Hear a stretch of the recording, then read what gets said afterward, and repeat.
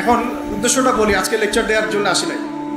আজকে এসেছি আমাদের এখানে ডক্টর ভাই নজরুল ভাই আছেন, আসসালামু আলাইকুম, এবং আমাদের ইঞ্জিনিয়ার ভাই, একজন ইঞ্জিনিয়ার ভাই আমাদের ইকবাল ভাই। এই দুই ভাইয়ের দাওয়াতে এসেছি আর কি। তাদের বাসায় ইনশাল্লাহ একটু খাওয়া দাওয়া হবে। ভাই খাওয়া দাওয়া করাবেন তো? আর একটা অ্যানাউন্সমেন্ট দিব, সেটা হচ্ছে ভাই, দুই ভাই আরো কিছু ভাই আছেন তাদের সাথে, তারা মিলে আপনাদের ভৈরব বাজারের যে এলাকা, এখানে একটা দিনী প্রতিষ্ঠান তারা করতে চান। এই জন্য পরামর্শ হিসেবে বা পরামর্শ করার জন্য তারা আমাকে জাস্ট দাওয়াত দিয়েছেন, এর বেশি কিছু। তবে ভেবেছিলাম যে জুমার খুতবা ধরতে পারলে কিছু বয়ান করার চেষ্টা করবো ইনশাআল্লাহ। আল্লাহ যেভাবে চেয়েছেন সেভাবে হয়েছে। তেমন তার বউ হবে তেমন, কথাটা কি ঠিক? জি না, কথাটা ঠিক নয়। অনেক সময় খারাপ চরিত্রের মানুষও ভালো মেয়ের সাথে বিবাহ হতে পারে। তা আল্লাহ যে বলেছেন জেনাকার পুরুষ জেনাকার মেয়েকে বিবাহ করবে, ওটা হলো যাদের সাথে ঘটে গেছে তারই সাথে বিবাহ। আর আরেকটা হলো যে মানুষ জেনা করার পরে যদি তওবা করে তাহলে ভালো হয়ে গেছে।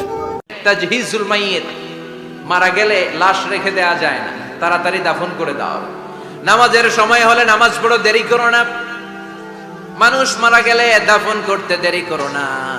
বান্দা যদি পাপ করে ফেলে তওবা করতে দেরি করো। এজন্য পাপ করার সাথে সাথে তওবা করার দরকার আছে না নাই? এখন তওবা যে করব, কোন সিস্টেমে করব?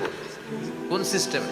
ভুল হওয়া মাত্রই আপনি অনুতপ্ত হয়ে চোখের পানি ছেড়ে আল্লাহর কাছে মাফ চান, আল্লাহর কাছে ক্ষমা চান, এটার নামই তওবা। আমাদের দেশে হুজুর আইনা তওবা পড়ায়, আছে না নাই? হাফেজ সাহেব হুজুরের নিয়ে তওবা পড়া না, তওবা পড়ানো লাগে না। আপনার নিজের তওবা আপনি নিজেই পড়বেন।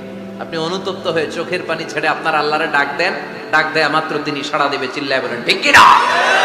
তোমাকে সালাতে ডাকে, রব বলে যে সিজদা করো, তুমি এভাবে দাঁড়িয়ে থাকো সিগারেট হাতে নিয়ে, অথবা কোনো ক্যারামের বুটে, অথবা তোমার ড্রাইভিং সিটে, কোনো গেমসে, স্ত্রীর সাথে কথোপকথনে, টেলিভিশনের পর্দায়, অথবা কাজকর্মে, অথবা ড্রাইভিং এ। কিভাবে তুমি রবের সাথে তুমি এই অন্যায় করো? তোমার সাহস কিভাবে হয়? নিজের ইজ্জতের গুরুত্ব বোঝে না,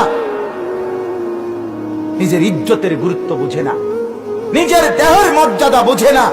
সে মনে করে রাস্তার লম্পট যত দেখবে তত খুশি, তত আনন্দ, তত ফুর্তি, তত সুখ। এর দূর যার আত্মমর্যাদা বোধ নাই, আত্ম অনুভূতি যার নাই, নিজের দেহর মর্যাদা যে বোঝে না, যে মেয়েটা সে কি শিখলো, কি বুঝলো? আপনি বলেন, কোনারে ফাড়াইলেন, কি পড়াইলেন, কি পড়াইলেন? বলে যে মাকে মূল্যায়ন করে না, বাবাকে মূল্যায়ন করে না, তার কাছে এক দুষ্ট অসৎ বন্ধু সে প্রিয়। তাহলে কি পড়া শিখাইলেন? আবু বকর সিদ্দিক রাদিয়াল্লাহু আনহু কেমন মানুষ ছিলেন মনে করেন আপনি? হ্যাঁ, সিক্স প্যাক মনে করেন? রুগ্ন মানুষ ছিলেন, দুর্বল মানুষ। দুর্বল মানে কোন দুর্বল করছি? ফিজিক্যালি দুর্বলের কথা, মানে ফিজিক্যালি তিনি খুব বেশি মানে শক্তিশালী, লম্বা চওড়া এরকম ছিলেন না, ছোটখাটো শুকনো হ্যাংলা পাতলা মানুষ ছিলেন। তো এই মানুষটা বদর যুদ্ধ করেন নাই? কিসের শক্তিতে? সামরিক প্রশিক্ষণের শক্তিতে? ইমানের শক্তিতে।